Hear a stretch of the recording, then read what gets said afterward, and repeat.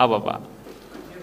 Pajero, tanah, rumah itu dibawa di pundaknya dan nggak turun-turun itu. Minta kepada Rasulullah, datang nanti di hari kiamat, Rasulullah tolong saya. Afala balagtu, kata Rasulullah, bukankah aku sudah sampaikan? Jangan korupsi. Bahkan sampai ada orang yang datang membawa di atas pundaknya itu ayam, tapi nggak mau turun juga. Gara-gara korupsi. Sampai Rasulullah menyebutkan satu jarum saja itu akan di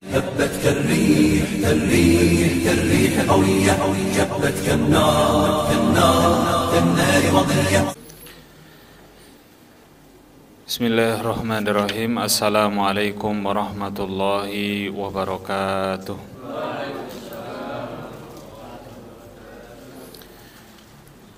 Yang kami hormati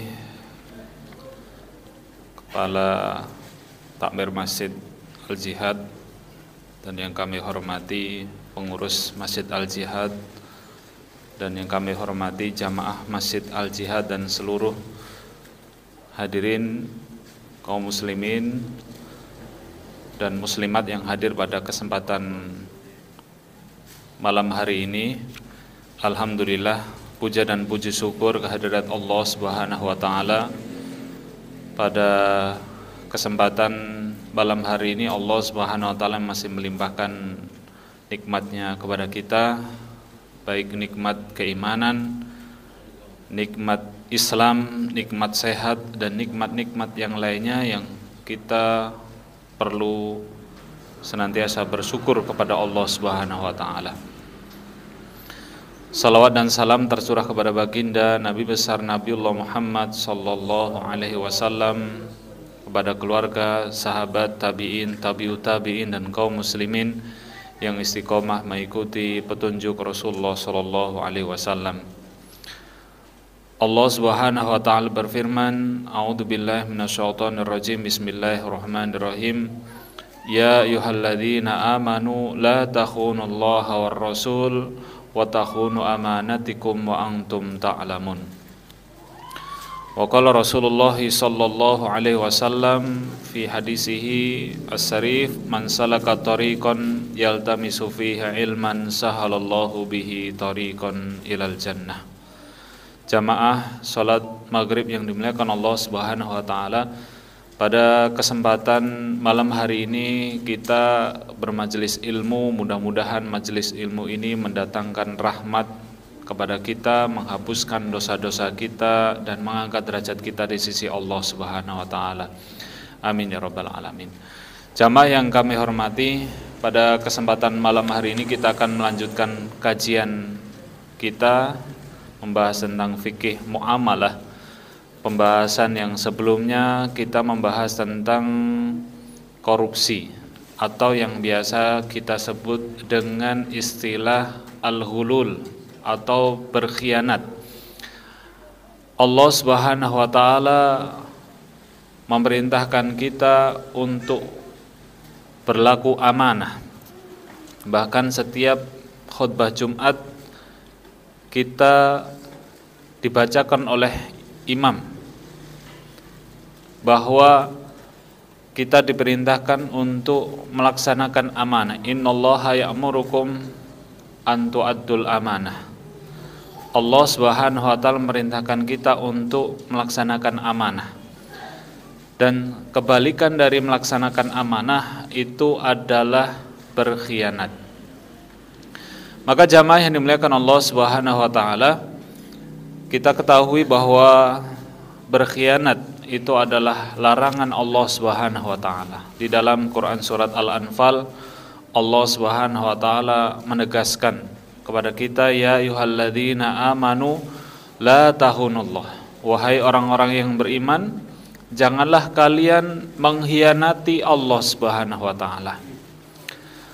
War rasul, dan janganlah kalian mengkhianati Rasul, mengkhianati Rasulullah. Wa tahunu amanatikum, dan janganlah kalian mengkhianati amanah-amanah kalian. Wa antum ta'lamun, sedangkan kalian mengetahui. Jamaah yang dimuliakan Allah Subhanahu wa taala, Mengkhianati Allah Subhanahu wa taala artinya adalah seseorang menyimpang dari Allah Subhanahu wa taala. Mengkhianati Rasulullah artinya adalah keluar dari ketentuan Rasulullah sallallahu alaihi wasallam.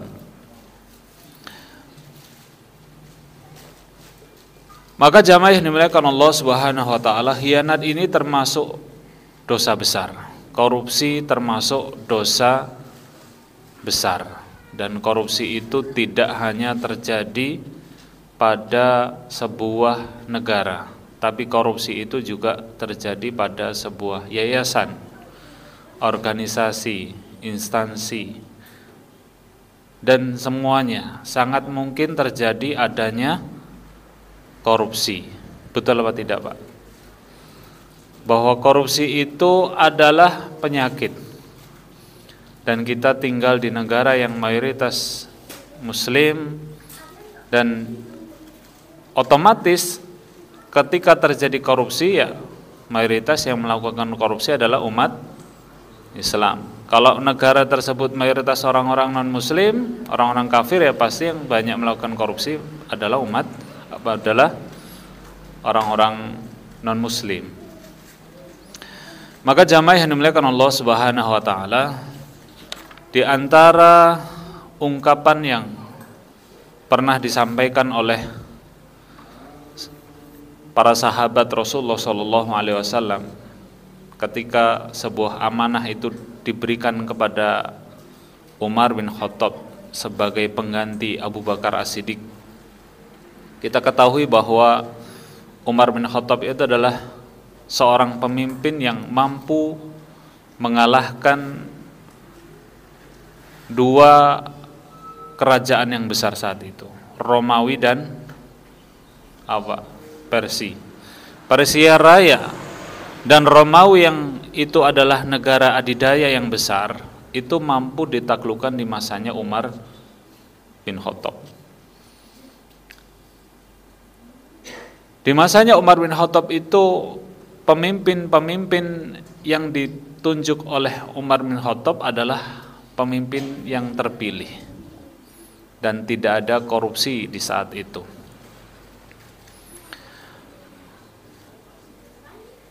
Ada beberapa langkah yang dilakukan oleh Umar bin Khattab untuk menghindari terjadinya korupsi. Dan para sahabat yang hidup saat itu dan para tabi'in utamanya, mereka percaya dengan Umar bin Khattab sebagai seorang pemimpin. Karena kepercayaan mereka dengan Umar bin Khattab, maka mereka pun melakukan amanah dengan sebaik-baiknya. Bahkan ketika perang besar saat itu, kaum muslimin mendapatkan kemenangan yang melimpah di perang Madian saat itu, menaklukkan Kisra saat itu harta yang didapatkan sangat banyak sekali, baik itu emas, berlian, permata, intan, sangat banyak sekali yang didapatkan oleh kaum muslimin. Dan semua dari harta rampasan perang saat itu tidak ada yang dikorupsi oleh sahabat satupun, Pak. Dari kemenangan itu semuanya dikumpulkan dan diserahkan kepada Umar bin Khattab. Saat itu Umar bin Khattab menangis. Menangisnya itu bukan karena sedih, karena Umar bin Khattab ingat dengan sabda Rasulullah SAW bahwa kalian nanti akan menjadi bangsa yang besar, mampu mengalahkan Romawi dan Persia. Sehingga Umar bin Khattab itu sampai menangis dan khawatir kalau kekayaan yang didapatkan oleh kaum muslimin saat itu justru akan menghancurkan kaum muslimin. Itu kekhawatiran Umar bin Khattab. Di dalam sebuah ayat Allah Subhanahu wa taala berfirman, "Walladzina kadzdzabu biayatina dan orang-orang yang mendustakan ayat-ayat kami. Sanastadrijuhum min haitsu la ya'lamun. Maka kami akan memberikan istidraj kepada mereka dari jalan yang tidak disangka-sangka. Yang ditakutkan Umar itu Allah memberikan istidraj, diberikan kekayaan yang melimpah, kemudian kaum muslimin lalai, sehingga Umar bin Khattab khawatir, takut nanti kaum muslimin mendapatkan kemenangan yang banyak, mereka lalai. Kan itu mungkin sekali terjadi, Pak. Ketika seseorang itu mendapatkan harta yang banyak, mungkin nggak lalai, Pak. Sangat mungkin. Maka Rasulullah Shallallahu Alaihi Wasallam bersabda kepada kita bahwa sesuatu yang sedikit tapi itu menenteramkan lebih baik daripada banyak tapi melalaikan. Maqalla wa kafa khairun mimma kasura wa ahalla. Yang sedikit tapi menenteramkan kita lebih baik daripada yang banyak tapi melalaikan.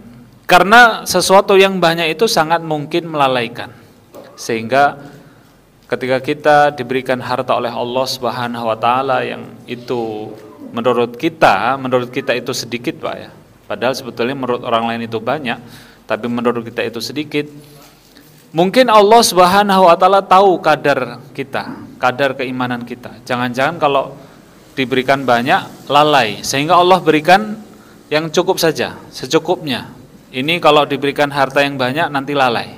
Saya berikan sekedarnya sajalah, yang penting tidak lalai. Karena banyak, Pak, orang yang diberikan harta oleh Allah melimpah kemudian lalai. Lalai betul, iya nggak, Pak?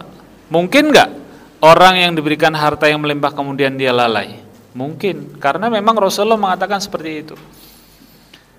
Maka jamaah yang dimuliakan Allah Subhanahu wa taala, Umar bin Khattab mengumpulkan harta rampasan ketika itu, harta rampasan dari Kisra saat itu, dari Persia Raya saat itu.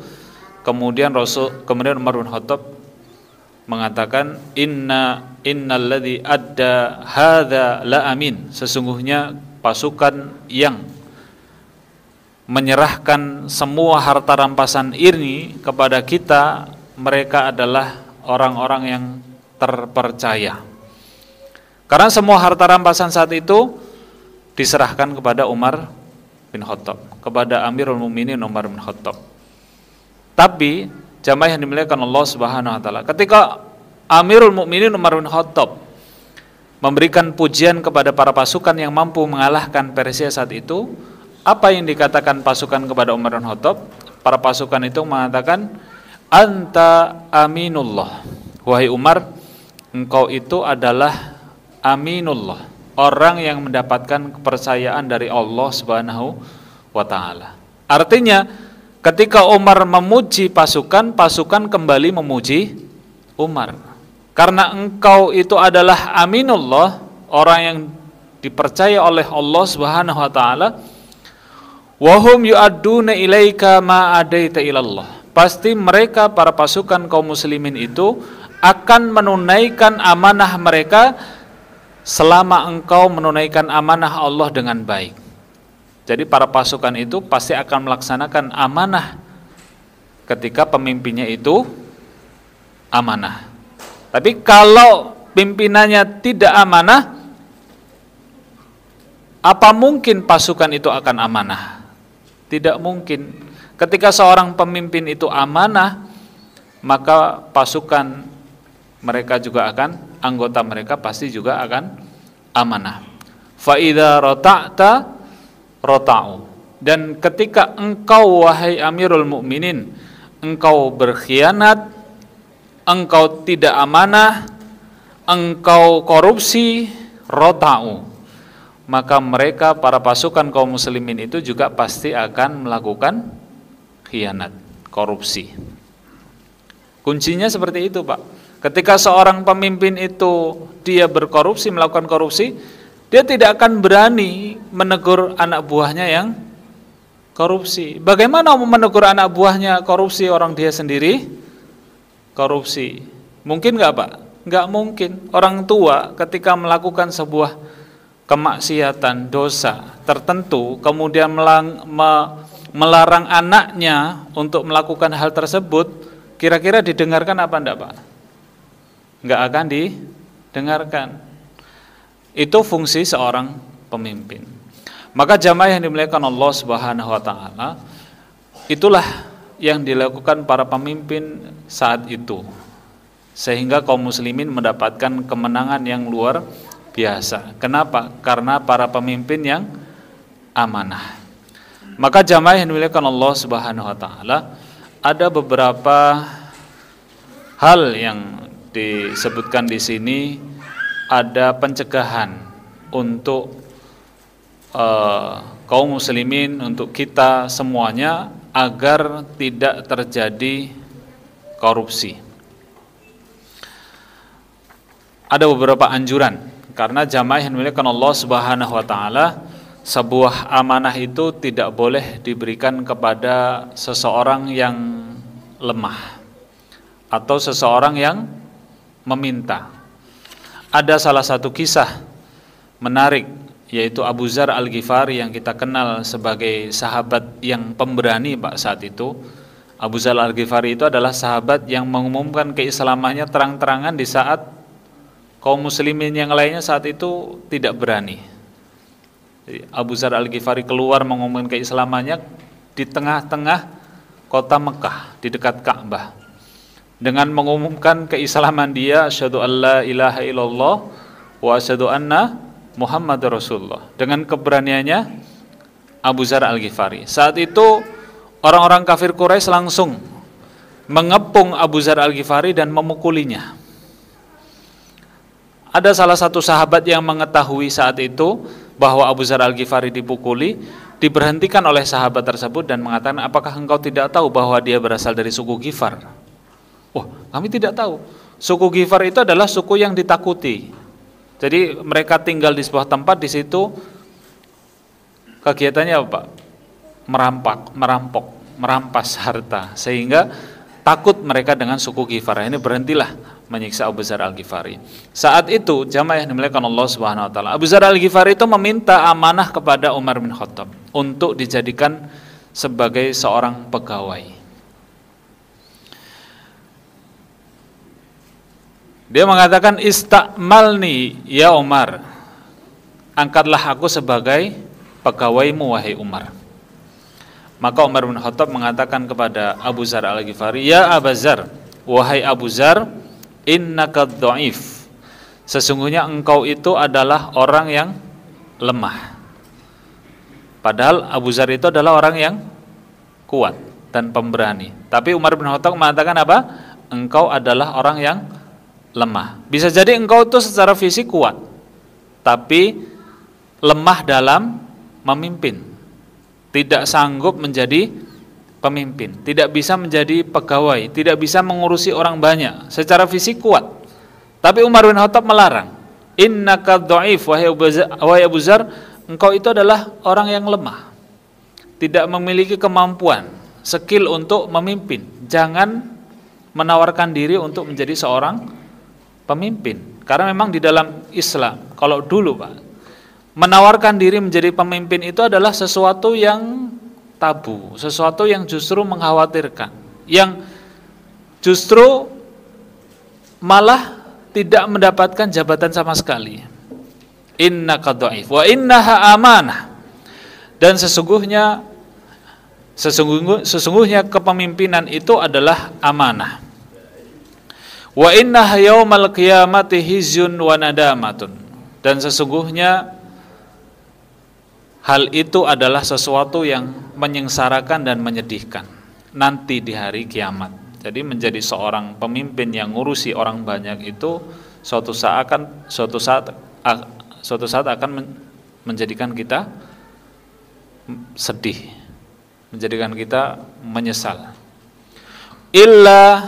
Tapi ada kecuali. Man akhadaha bihaqiha, kecuali seorang pemimpin yang dia melaksanakan hak dan kewajibannya. Dia melaksanakan kewajiban dia sebagai pemimpin dengan benar dan mengambil haknya juga sesuai dengan haknya, tidak mengambil hak orang lain. Akhadaha bihaqiha. Kalau memang bukan haknya jangan diambil, meskipun itu cuman sedikit. Meskipun itu cuman sebesar jarum. Satu jarum saja itu akan ditanya kalau itu bukan haknya. Dalam sebuah hadis yang panjang Rasulullah sallallahu alaihi wasallam menyebutkan, yang sebelumnya kita sampaikan hadisnya, ada nanti di hari kiamat orang yang mendatangi Rasulullah sallallahu alaihi wasallam dengan membawa satu ekor unta di pundaknya. Dibawa Pak. Unta itu beratnya berapa kintal ya kira-kira ya? 1 kintal. Lebih Pak ya. 1 kintal berapa kilo itu? 100. 1 kintal. 100 atau 1000? 100 kilo ya. 100 kilo. Lebih berarti. Sapi saja kan bisa 200-an tuh. 500 diangkat di pundaknya itu. Minta pertolongan kepada Rasulullah sallallahu alaihi wasallam nanti di hari kiamat. Minta kepada Rasulullah agar onta itu turun dari pundaknya, tapi onta enggak turun-turun. Kata Rasulullah, afala balagtu, bukankah aku sudah sampaikan kepadamu? Dan kedua, ada orang yang membawa sapi di atas pundaknya. Sapi enggak mau turun karena dulu hasil korupsi. Kalau sekarang ya bukan sapi, bukan onta, apa Pak? Pajero. Tanah, rumah itu dibawa di pundaknya dan enggak turun-turun itu. Minta kepada Rasulullah, datang nanti di hari kiamat, Rasulullah tolong saya. Afala balagtu, kata Rasulullah, bukankah aku sudah sampaikan? Jangan korupsi. Bahkan sampai ada orang yang datang membawa di atas pundaknya itu ayam, tapi enggak mau turun juga. Gara-gara korupsi. Sampai Rasulullah menyebutkan 1 jarum saja itu akan dimintai pertanggungjawaban. Kalau itu bukan haknya. Maka Rasulullah menyebutkan illa man akhadaha bihaqqiha, kecuali orang yang dia melaksanakan tugas dan kewajibannya. Hak dan kewajibannya dilaksanakan dengan baik, dia akan selamat. Maka jamaah yang dimuliakan Allah Subhanahu wa taala, ada beberapa anjuran di dalam Islam ketika mengangkat seorang pemimpin. Yang pertama adalah mengangkat seorang pegawai itu kriteria pertama adalah jujur. Dan ini adalah sesuatu yang berat, mencari seorang pegawai yang jujur. Imam Bukhari di dalam kitab sahihnya, di dalam pembahasan ijarah, upah mengupah, itu mengangkat sebuah hadis yang sahih. Rasulullah sallallahu alaihi wasallam bersabda, al-khazinul amin, seorang yang jujur, yang dipercayakan untuk mengantarkan sedekah. Al-khazinul amin, orang yang jujur kemudian diberikan amanah untuk mengantarkan sedekah kepada orang yang berhak menerimanya, ma'umira bihi thayyibatan nafsahu, dan dia betul-betul memberikan titipan harta itu. Artinya orang yang dititipi sedekah, petugas pembagi sedekah. Maka Rasulullah menyebutkan ahadul mutasaddiqin, maka sesungguhnya dia adalah salah satu orang yang bersedekah, meskipun bukan dia yang bersedekah, tapi dia yang mengantarkan harta sedekah. Terkadang mungkin di antara kita, lah saya dapat apa? Masa saya cuma mengantarkan sedekah. Akhirnya juga minta atau mengambil sebagian dari sedekah yang seharusnya disampaikan kepada orang yang berhak. Karena merasa punya hak, wah, masa saya nggak dapat? Saya juga sepertinya dapatlah ini. Akhirnya mengambil dari sebagian dari harta sedekah yang harus disalurkan. Padahal orang yang memberikan sedekah, menyalurkan sedekah itu juga ahadul mutasaddiqin, salah satu orang yang bersedekah. Nah, itu kriteria yang pertama adalah harus memiliki sifat yang jujur, itu yang pertama. Dan itulah yang termasuk dahulu kita sering mendengar kisah yang menakjubkan Musa alaihi salam ketika lari dari kejaran Fir'aun. Musa alaihi salam itu lari 8 hari saat itu, Pak. Lari dikejar oleh pasukan Fir'aun 8 hari lamanya. Sampailah di Madian, dan ketika di Madian itu melihat ada sekumpulan orang yang sedang memberikan air minum untuk gembalaannya. Di samping sumur itu ada batu besar. Kemudian di dekat situ ada 2 perempuan, yaitu anak dari Nabi Syuaib yang menunggu rombongan para pengembala itu pergi dari sumur. Ditunggu lama sekali sampai sore. Dilihat oleh Musa, kenapa kok tidak segera mengambil air minum? Ternyata setelah ditanya, karena mereka malu menunggu rombongan para pengembala itu pergi. Ternyata setelah hampir selesai rombongan para pengembala itu pergi, sumur itu ditutup dengan batu besar, sehingga tidak ada yang mampu menggeser. Dalam riwayat itu batu itu bisa digeser kalau 10 orang, Pak. Saking besarnya batu itu. Oleh Musa alaihi salam, batu itu digeser sendiri, mendekat ke sumur, kemudian batu itu digeser. Melihat yang seperti itu, 2 anak perempuannya Nabi Syuaib itu takjub dengan kekuatan Nabi Musa. Dan memang Nabi Musa itu adalah terkenal Nabi yang kuat. Ketika ada perkelahian antara suku Kipti dan Bani Israel, Nabi Musa itu menampar suku Kipti. Suku Kipti itu suku Mesir asli. Sedangkan Bani Israel itu memang Nabi Musa alaihissalam itu kan dari Bani Israel. Dibelalah oleh Nabi Musa, dipukul 1 kali langsung meninggal saat itu. Musa alaihissalam menggeser batu sendirian, yang itu digeser oleh 10 orang. Kemudian diambillah air minum itu untuk hewan ternak yang dibawa oleh anaknya Nabi Syuaib. Singkat cerita, anaknya Nabi Syuaib itu mengajak Nabi Musa untuk ke rumahnya, yaitu Nabi Syuaib alaihissalam. Sampai di sanalah Nabi Musa ditawarkan oleh Nabi Syuaib untuk menikahi anaknya, tapi dengan syarat. Syaratnya apa? Bekerja dengan Nabi Syuaib selama 8 bulan. Sampai Nabi Syuaib mengenapkan 10 bulan. Setelah itu Nabi Musa membawa istrinya. Dan yang dikatakan oleh anaknya Nabi Syuaib itu menawarkan kepada ayahnya, wahai ayah, angkatlah dia, istajirhu, wahai ayah, angkatlah dia sebagai pegawai, pekerjamu. Inna khaira man istajarta al-qawiyul amin. Karena sesungguhnya orang yang paling baik untuk diangkat menjadi pegawai, pekerja untukmu itu adalah al-qawiyul amin, kuat dan terpercaya. Jadi 2 kriteria itu untuk menjadi seorang pegawai itu harus kuat dan terpercaya. Kalau kuatnya Musa sudah jelas, terpercayanya juga sudah jelas. Karena Nabi Musa itu ketika berjalan tidak mau di belakangnya perempuan. Karena memang laki-laki itu tidak boleh berjalan di belakang perempuan, kecuali kalau istrinya, Pak, ya. Kalau orang lain perempuan apa ya?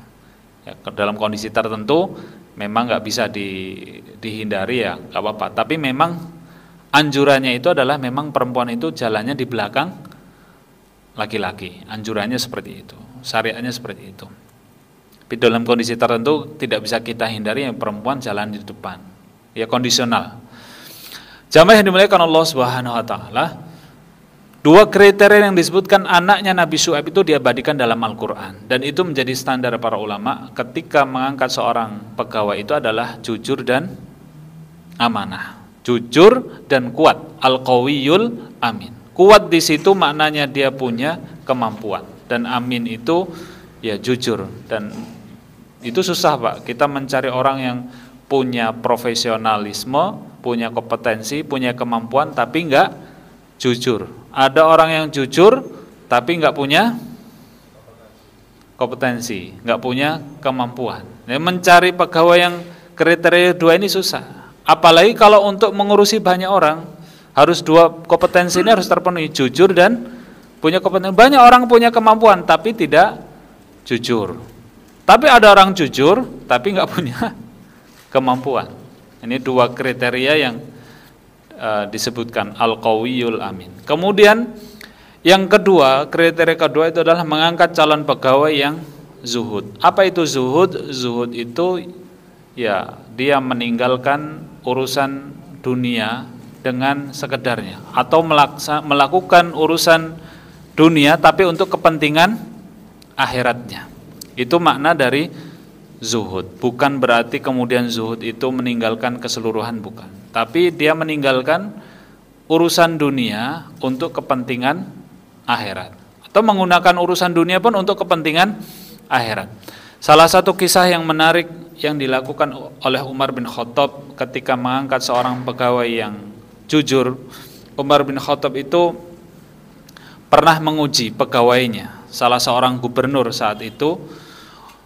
Di dalam kitab Az-Zuhdu, suatu ketika Umar bin Khattab mengambil 400 keping uang dinar, 400 keping uang dinar. Satu dinarnya itu 4,25 gram. 4,25 gram. Satu dinar. Ini 400 dinar. Dibawa oleh budak Umar bin Khattab.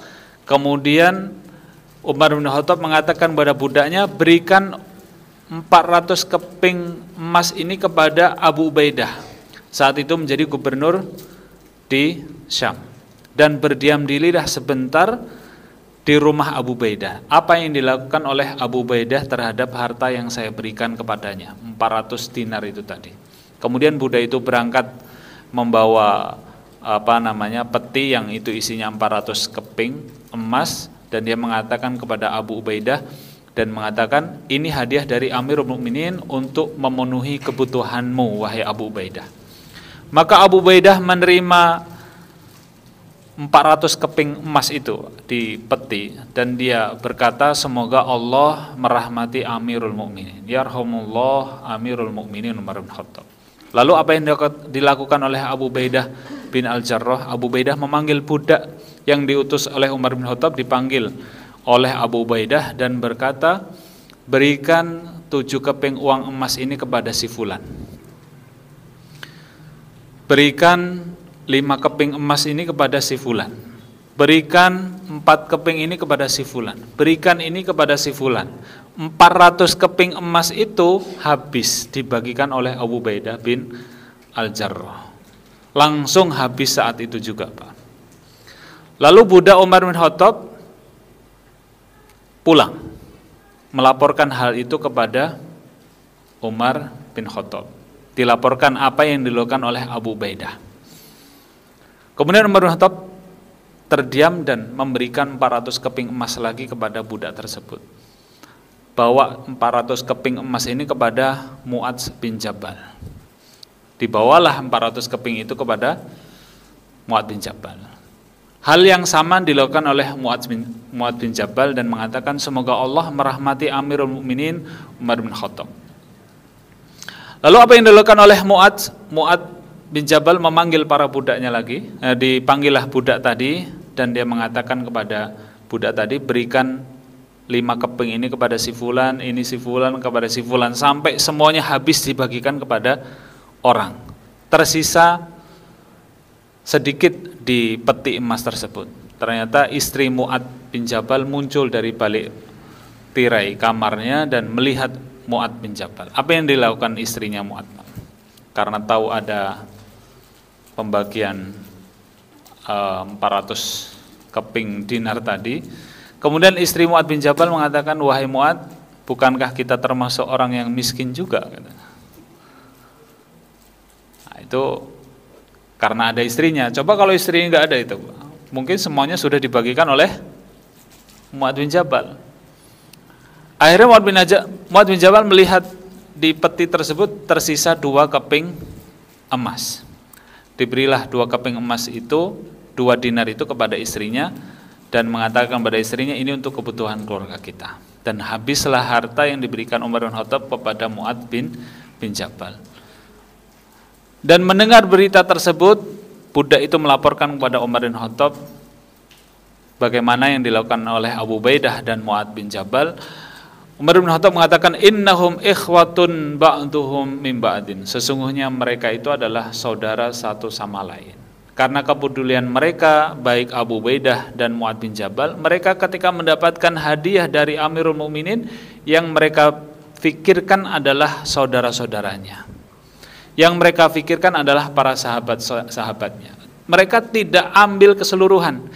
Itulah karakter pemimpin saat itu, mereka zuhud dengan harta yang mereka dapatkan. Dan itu berat sekali, Pak. Kita mungkin juga berat. Kita mendapatkan hadiah ya alhamdulillah, simpan di rumah. Ada daging kurban mungkin itu banyak di kulkas itu sampai berbulan-bulan, sampai jadi es, sampai kulkasnya penuh dengan daging yang seharusnya itu diberikan kepada saudara-saudara kita, tetangga kita.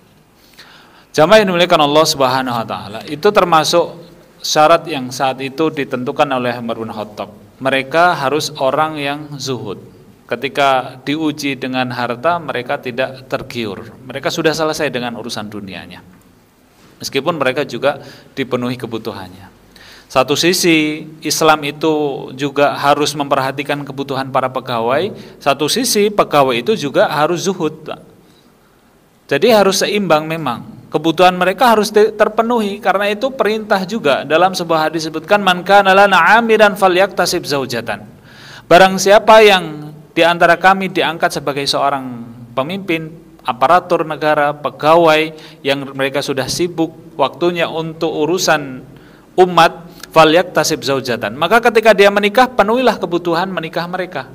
Harus dipenuhi juga dan harus diperhatikan. Jangan terus pemimpin zuhud, cari uang sendiri, sudah sibuk ngurusin umat, ngurusin rakyat, tapi tidak dipenuhi kebutuhannya. Itu juga sesuatu yang tidak benar. Dibenarkan juga, tidak dibenarkan juga.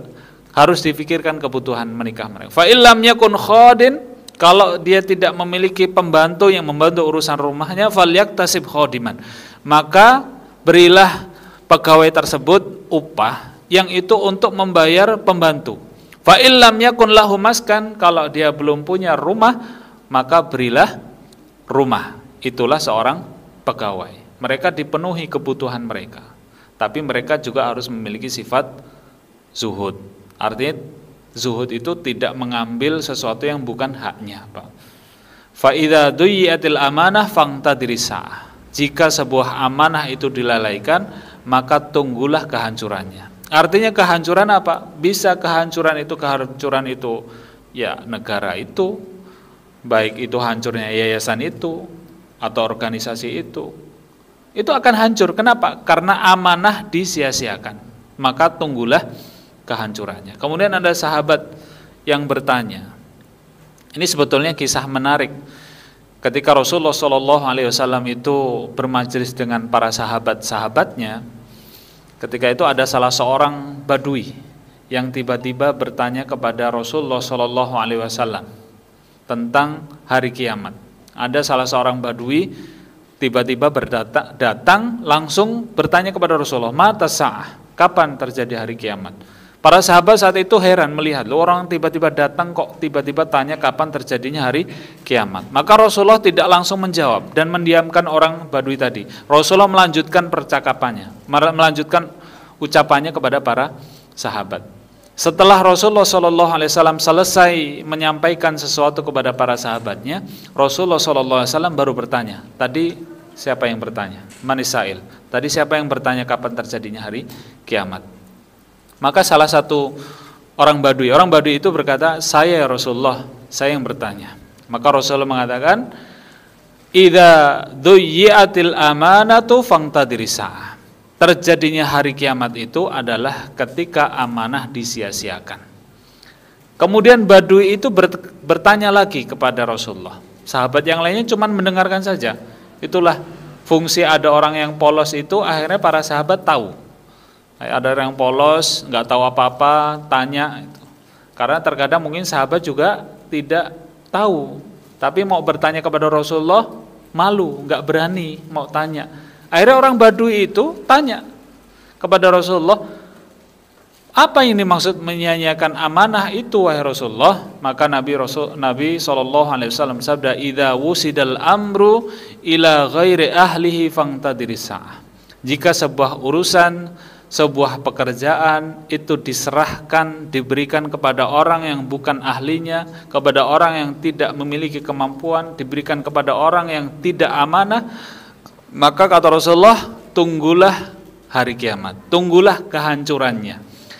Maksudnya sa'ah itu bisa hari kiamat kecil, hari kiamat besar. Kalau yang dimaksud sa'ah di sini bisa jadi maknanya adalah kehancuran negara tersebut, kehancuran organisasi tersebut, yayasan tersebut. Tunggulah hari kiamat kehancurannya. Maka jamaah yang dimuliakan Allah Subhanahu wa taala, memberikan amanah kepada orang yang mengurusi sesuatu yang besar, baik itu negara atau rakyat, itu adalah harus memiliki sifat yang zuhud. Dan yang terakhir, ini pembahasannya adalah mencukupi kebutuhan para pegawai untuk mencegah terjadinya korupsi. Tadi sudah kita bahas, mencukupi kebutuhan pegawai, kebutuhan pokok pegawai itu adalah untuk mencegah terjadinya korupsi. Kalau seandainya ada sebuah yayasan, misal ada orang yang diamanahi memegang uang, maka ya harus dipenuhi kebutuhan pokoknya. Apalagi yang dianjurkan para ulama adalah orang-orang yang memegang keuangan. Urusan negara itu keuangan, urusan hukum, mereka harus dipenuhi kebutuhan. Bahkan di masanya Umar bin Khattab, seorang hakim itu diberikan upah yang besar. Dalam riwayat upah mereka itu adalah 50 keping uang emas. Kalau gramnya 212 gram. Kalau 1 gramnya berapa 1 gram, Mbak? 800. Apa 1 juta? Iya, 212 juta. Itu seorang hakim di masanya Umar itu diberikan segitu. Kenapa, Pak? Karena hakim itu berpotensi untuk apa? Menegakkan keadilan. Dan kalau hakimnya itu nggak punya apa-apa, ya mudah disogok. Maka disitulah terjadinya banyak kezaliman. Kenapa? Karena ya korupsi di mana-mana. Orang yang mereka diberikan amanah yang berat, apalagi urusan keuangan, ya mereka harus dicukupi kebutuhan mereka. Meskipun 3 ini bukan kemudian menjadi solusi utama, tapi ini adalah yang disebutkan di buku ini, bahwa untuk memilih seorang pegawai yang mengurusi sebuah urusan banyak orang itu, yang pertama adalah orang yang jujur, yang kedua adalah orang yang zuhud, dan yang ketiga adalah memenuhi kebutuhan mereka, kebutuhan pokok mereka. Jadi tidak boleh kita nyuruh orang zuhud tapi tidak dipenuhi kebutuhannya. Semua harus dipenuhi kebutuhannya, kemudian mereka juga harus zuhud. Demikian jamaah yang dimuliakan Allah Subhanahu wa taala, kajian kita pada malam hari ini tentang fikih muamalah. Mudah-mudahan bermanfaat untuk saya pribadi dan jamaah sekalian. Jika ada benarnya datangnya dari Allah Subhanahu wa taala, jika ada salahnya datangnya dari saya pribadi. Akhirul kalam, alhamdulillahirabbil alamin. Wassalamualaikum warahmatullahi wabarakatuh.